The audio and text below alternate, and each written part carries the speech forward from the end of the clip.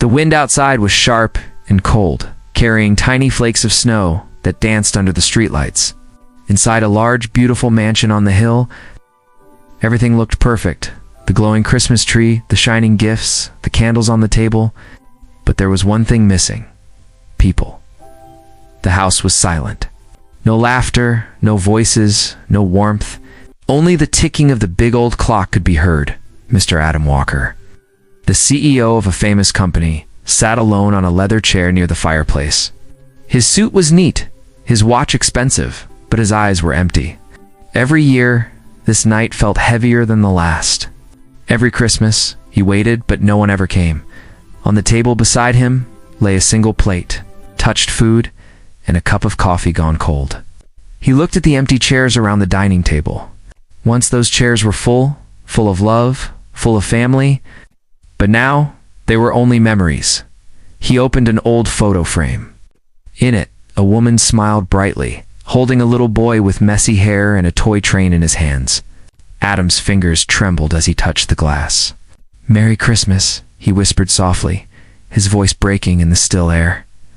A spark from the fire snapped. Outside, the snow kept falling. Soft, quiet, endless. He stood up and walked to the big window, looking at the city lights below. Everyone was celebrating. Families were together. Kids were laughing. Couples were walking hand in hand. And here he was, the man who had everything, yet nothing at all. His assistant had asked earlier that day, "Sir, will you join the office Christmas dinner tonight?" Adam's reply was cold and short. "No, I'll be busy." But he wasn't busy. He just couldn't face people pretending to be happy when he couldn't even remember what happiness felt like. He poured himself another coffee, though he knew he wouldn't drink it. He looked at the Christmas tree.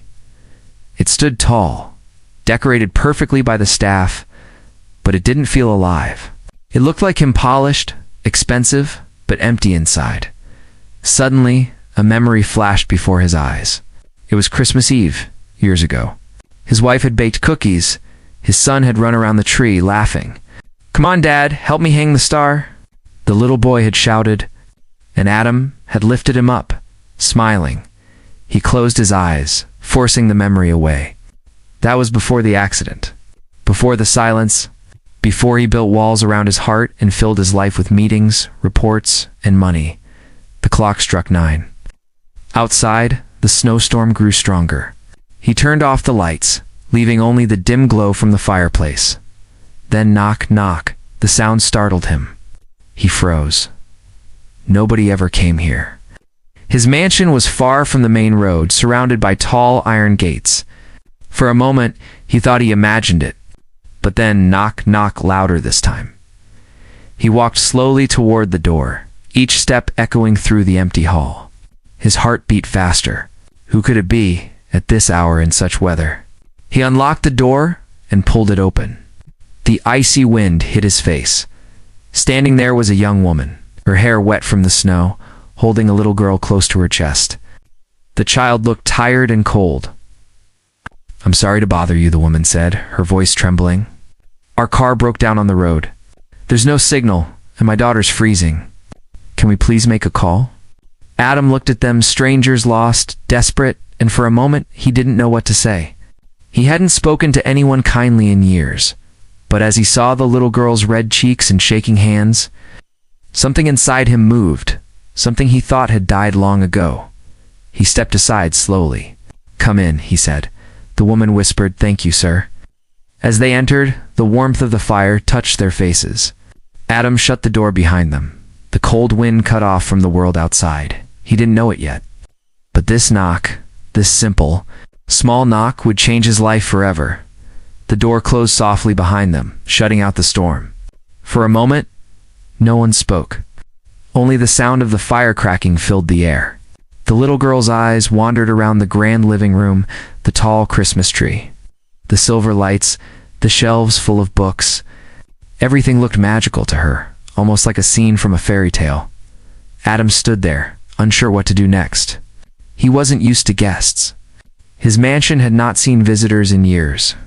The silence between them felt strange, heavy yet peaceful. The woman brushed snow off her coat and smiled nervously. "Thank you for letting us in," she said softly. "I'm Emily Carter, and this is my daughter, Lily." Lily hid her face behind her mother's coat for a second, then peeked up at Adam with big, curious eyes. Adam nodded, his voice quiet. "I'm Adam Walker." Emily smiled politely. "We were driving to my sister's house outside the city. The snow got worse, and our car stopped working near your gate. I tried my phone, but there's no signal here." Adam pointed toward the telephone on the table. "You can use the landline if you'd like." Ouch. Emily thanked him and walked over. The phone line made a crackling sound, no dial tone. "It's dead," she sighed. "Maybe the storm cut the wires." She looked embarrassed. "I'm so sorry. We didn't mean to trouble you." Adam hesitated. He looked at the small child again. Her hands were still trembling from the cold. Without another word, he took off his long black coat and placed it around her shoulders. "Sit near the fire," he said gently. "You'll warm up faster." Emily's eyes softened. "That's very kind of you." Lily sat near the fireplace, watching the flames dance. "Your house looks like a castle," she said, with a little smile. "Do you live here all alone?" Adam paused. "Yes," he said quietly. Emily glanced at him. There was sadness in that single word. She could feel it, though she didn't ask anything more. After a few minutes, Adam went to the kitchen and returned with a tray, hot chocolate and some cookies that his housekeeper had left earlier. He placed them on the table. Lily's face lit up. "Is this for us?" Adam nodded. "Yes, go ahead." As Lily took the first sip, Emily said softly, "You don't have to do all this. We can wait in the car until morning once the storm slows down." Adam shook his head. "The storm won't stop tonight. You'll stay here until it's safe." Emily looked surprised. "We couldn't possibly," Adam interrupted gently. "It's not a request. It's too dangerous out there." Something in his voice carried quiet authority, the kind that came from years of command, but this time it wasn't cold. It was caring. Lily giggled suddenly. "Mom, look! The Christmas tree has golden stars." Adam followed her gaze. For the first time in years, he looked at the tree not as decoration, but as something beautiful again. Emily noticed the way his eyes softened, the small change in his face. "You have a lovely home," she said, "but it feels a bit lonely." Adam looked at her for a moment, unsure how to respond. "It used to be. Louder," he said finally. "Now it's just quiet." There was silence again, the kind that hides pain. Emily looked at him kindly. "Sometimes quiet isn't bad. It just means there's room for new voices." Her words touched him more than he expected. He looked down, pretending to fix the fire, hiding the sudden emotion in his eyes. Lily yawned. "Mom, can I sleep here?" "It's warm." Emily smiled shyly at Adam. "If you don't mind, could she rest for a while?" Adam nodded. "The guest room upstairs. I'll show you." He led them through the long hallway. The walls were lined with old pictures, some of them covered in dust. One photo caught Emily's eye, a happy family of 3 standing near the same Christmas tree years ago. She didn't say anything, but she understood something. This man wasn't just lonely. He was broken. After settling Lily in bed, Emily quietly returned to the living room. Adam was sitting again near the fire, staring at the same photograph. She spoke softly. "You've been waiting for someone every Christmas, haven't you?" He looked at her, startled, but said nothing. Emily smiled gently. "Maybe this Christmas, you won't have to wait alone." Outside, the snow kept falling, white and endless. But inside, for the first time in years, there was warmth not just from the fire, but from hearts beginning to melt. The night grew quieter. The storm outside softened, and the wind's whistle turned into a soft hum. Inside the mansion, the warmth of the fire filled the air. Emily sat on the couch, her hands wrapped around a cup of hot chocolate that had gone cold. Adam sat across from her, lost in thought. For a long time, neither of them spoke. The only sound was the slow ticking of the wall clock. Emily finally broke the silence. "You have a beautiful home, Mr. Walker. It feels peaceful." Adam gave a faint smile. "Peaceful, maybe, but not alive." Emily tilted her head. Alive? He nodded slowly. A house can be beautiful, but still feel empty. This one is like that. It lost its heartbeat a long time ago. Emily looked at him curiously, but she didn't ask more. She could sense his pain, like a shadow that refused to fade. Instead, she changed the topic. Lily loves your Christmas tree, she said gently. She's been wanting to decorate one for weeks, but we couldn't afford many ornaments this year. Adam looked at the glowing tree across the room. She can add one tomorrow morning if she likes, he said softly. There are extra decorations in the box near the fireplace. Emily's eyes brightened. That's very kind of you. He shrugged. It's just a tree. But she smiled knowingly. Maybe, but to a child it's magic. For a moment, Adam's eyes softened. Watched the fire dance and said, almost to himself, my son used to think the same. Emily looked at him quietly. The sadness in his voice was deep, and his hands trembled slightly as he placed the photo frame on the table. It was the same picture she'd noticed earlier, Adam. A smiling woman and a young boy. That's your family, she said softly. Adam nodded. His voice turned low. It was my wife, Claire, and our son Noah. We used to celebrate Christmas every year. We had traditions, baking cookies, singing songs, watching movies. Then one winter, they didn't come home. Emily's breath caught. I'm so sorry. He didn't look at her. A car accident. A truck on the wrong lane. Since then, Christmas became just another day. Silence filled the room again. The flames flickered, painting shadows on his face. Emily wanted to say something comforting, but words felt too small. She simply whispered, no one can replace them, but maybe. You can still find new reasons to smile. Adam gave a tired laugh. Smile. I forgot how to do that. Just then, a small sound came from the hallway. Tiny footsteps. Lily appeared, rubbing her eyes and holding her blanket. Mom, I can't sleep. The window makes funny noises. Emily turned quickly. Oh, sweetheart. It's just the wind. Go back to bed. But Adam stood up. It's all right, he said gently. Come here. Lily hesitated for a second, then walked toward him. He bent down and smiled softly. A real smile. Small, but genuine. You're safe here, he said. The wind can't hurt you. Lily looked up at him. Do you talk to Santa, Mr. Walker? Adam blinked in surprise. Santa. She nodded seriously. I wrote him a letter. I asked him for a friend for Mommy. She works too much and smiles too little. Emily blushed. Lily. But Adam chuckled for the first time in years. A warm laugh. Quiet. Real. It filled the room like light after darkness. That's a special wish, he said gently. Maybe Santa will listen this year. Lily yawned and smiled. You sound like him. When she went back to sleep, Emily turned to Adam, her voice soft. You have a kind heart, Mr. Walker. You just hide it too well. Adam looked at her, the corners of his mouth still curved. Maybe I forgot it was there. Emily stood up. Sometimes we all forget. But hearts remember when someone reminds them. As she walked upstairs again, Adam watched her go. Something strange stirred inside him, something warm, fragile, and new. He turned back to the window. The snow had stopped. The sky was clear now, and the stars shone above the quiet town, for the first time in years. Adam felt that maybe, just maybe, this Christmas wouldn't end in silence. He didn't know why, but the house didn't feel empty anymore. It felt alive. Morning light slipped through the curtains, touching the edges of the mansion's grand hall. The storm had passed, leaving behind a blanket of white snow across the gardens. Everything looked calm and fresh, as if the world had pressed a reset button overnight. Adam woke earlier than usual. For years, Christmas mornings had been dull and silent. But today, something felt different. The sound of laughter came faintly from the kitchen. It startled him. He almost forgot what laughter sounded like. He followed the sound. In the kitchen, Emily stood near the counter, her sleeves rolled up, hair tied loosely. She was humming softly as she stirred a pot on the stove.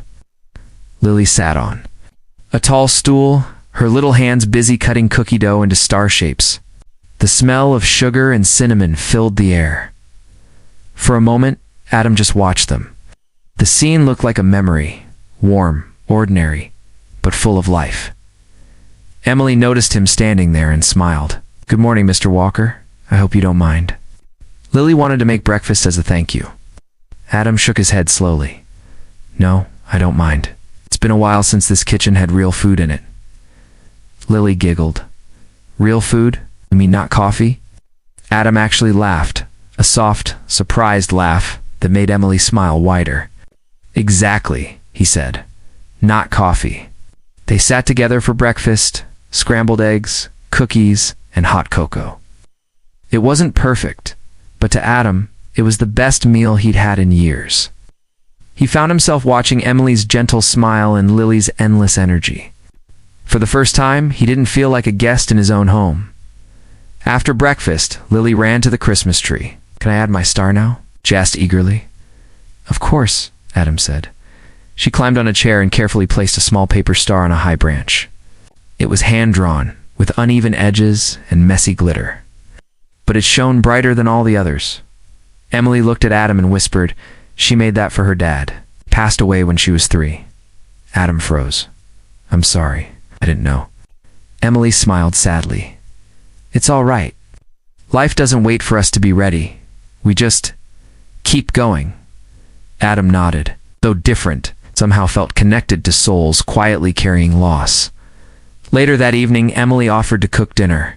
As a thank you for letting us stay, she said. Adam wanted to refuse, but something inside him told him to say yes. "All right," he agreed, "but I'll help." The kitchen came alive again. Music played softly from an old speaker. Lily danced around with a spoon as her microphone, singing loudly and off-key. Emily laughed, and Adam, the man once made of ice, found himself laughing too, while chopping vegetables. Emily asked, "You always spend Christmas alone?" Adam nodded. "After my family died, I buried myself in work. It was easier to build an empire than face the silence." Emily looked at him with gentle eyes. "But silence isn't your enemy, Adam. It's just waiting for someone to speak first." Her words stayed with him. Dinner was simple: roasted chicken, mashed potatoes, and the cookies Lily had decorated with too much frosting. They sat at the long dining table that once felt haunted by emptiness. Tonight it felt full again. After dinner, Lily ran to the piano in the corner of the room. "Can I play?" she asked. "Go ahead, Adam," said. Her small fingers pressed random keys, creating a clumsy but sweet tune. Emily joined her, humming softly. Adam leaned back in his chair, watching them. Something heavy in his heart began to lift. For a brief moment, he imagined what life could have been. Laughter in the hallways. Footsteps on the stairs. Warmth instead of silence. But just then, the phone rang sharply, breaking the moment. Adam hesitated, then picked it up. A voice on the other end said, "Sir, it's urgent. The investors are pulling out. If you don't sign tonight, the deal is gone." He looked at Emily and Lily, both smiling, unaware of the storm that had entered his world again. His heart battled between duty and peace. "Sir, are you there?" the voice asked. Adam finally said, "No, I'm not coming tonight." He hung up before they could argue. Emily looked at him. "Everything okay?" Adam smiled faintly. For the first time in years, yes. Outside, snow began to fall again, softly, gently, but inside, something much warmer was happening. That night, Adam didn't just share a dinner. He shared a piece of his heart. The night was quiet again, but it wasn't the same kind of quiet anymore. The mansion no longer felt hollow. It felt alive. After dinner, Adam sat near the fireplace with a cup of tea. Emily was washing dishes in the kitchen, and Lily was busy near the Christmas tree, her small hands moving quickly with paper, glue, and crayons. The soft crackling of fire mixed with Lily's humming. Adam watched her from the armchair, a faint smile on his lips. He hadn't realized how icily a child's laughter could fill a space that had been silent for years. Lily looked up suddenly. "Mr. Walker," she said, "can I borrow a ribbon?" Adam blinked. "A ribbon? Maybe check that drawer by the table." She rushed over, opened the drawer, and found a shiny red ribbon. "Perfect," she said, tying it neatly around a folded piece of paper. Then she whispered to herself, Santa will love this." Adam chuckled. "Are you writing to Santa again?" Lily shook her head seriously. "No, this one's not for him." Before Adam could ask, she ran back to the Christmas tree, placed the small package under it, and grinned. "It's a secret," she said proudly. Emily came out of the kitchen, drying her hands. "Lily, it's bedtime now. You've had a long day." "But Mom," Lily whispered loudly, "I didn't give my gift yet." Emily smiled tiredly. "You can give it tomorrow morning, sweetheart." Lily pouted but nodded. She hugged Adam before going upstairs. "Good night, Mr. Walker." Adam was surprised. He froze for a second before gently patting her head. "Good night, Lily." After she left, Emily sat across from him. The light from the fire flickered across her face, making her look both strong and fragile. "Thank you," she said softly. "For what?" Adam asked. "For giving us warmth, food, and safety tonight. You didn't have to." Adam looked into the fire. "Maybe I needed it more than you did," Emily smiled. "Sometimes kindness works both ways." There was silence again, not the painful kind, but peaceful. The kind that feels like two souls finally understanding each other without words. After a while, Emily excused herself. "I'll check on Lily," she said, and went upstairs. Adam stayed alone by the fire. His eyes wandered to the tree, and he noticed the little package Lily had placed there earlier. A small tag hung from the red ribbon. It said, "For Mr. Walker, open when you're alone." He hesitated, then slowly reached for it. Inside the wrapping was a folded piece of paper, a drawing made with crayons. It showed a man standing beside a big Christmas tree, with a woman and a little girl holding his hands. Above them, in big letters, were the words, "You are not alone this Christmas." For a long moment, Adam didn't move. His throat tightened, and his vision blurred. He tried to blink away the tears, but they came anyway. Soft, quiet, unstoppable. He looked around the room, the glowing tree, the warm fire, the laughter still echoing faintly upstairs, and for the first time in years, he didn't feel empty. He whispered to himself, "Thank you, Lily." Then something inside him stirred an old memory. He stood up, walked to his study, and opened a drawer he hadn't touched in years. Inside was a small wooden box covered in dust. He opened it carefully. Inside lay a letter yellowed with time. His late wife's handwriting danced across the page. "Adam, if you ever feel alone, remember what we built: love, laughter, and kindness. Don't let the cold take your heart. If you ever meet someone who reminds you how to smile again, let them in." His hand shook as he read it. The letter felt like it had waited all these years for this night, for Emily and Lily to arrive. He closed the box, pressing it to his chest. "Claire," he whispered, "I think I finally understand." Outside, snow began to fall again, soft and peaceful, like a blessing. He walked to the window and looked out. The world was quiet, silver, and new. For the first time in years, the loneliness didn't scare him. It felt gentle. When he turned back, the little drawing on the table caught his eye again. He smiled, a deep, genuine smile that reached his eyes. The gift wasn't just a child's drawing. It was a reminder that hearts, no matter how broken, could still find their way back to warmth. Morning sunlight slipped through the tall windows, spreading a golden glow across the mansion. The snow outside sparkled like crushed diamonds. The air was still, calm, the kind of morning that feels like a fresh start. Adam stood near the fireplace, holding the little drawing Lily had given him. He traced the words again with his thumb. "You are not alone this Christmas." Those words had done something no doctor, no friend, and no amount of success ever could. They had healed something broken inside him. He smiled quietly to himself. For the first time in years, he wasn't thinking about meetings or deadlines. He wasn't counting hours or planning deals. He was simply present. The sound of small footsteps came from the hallway.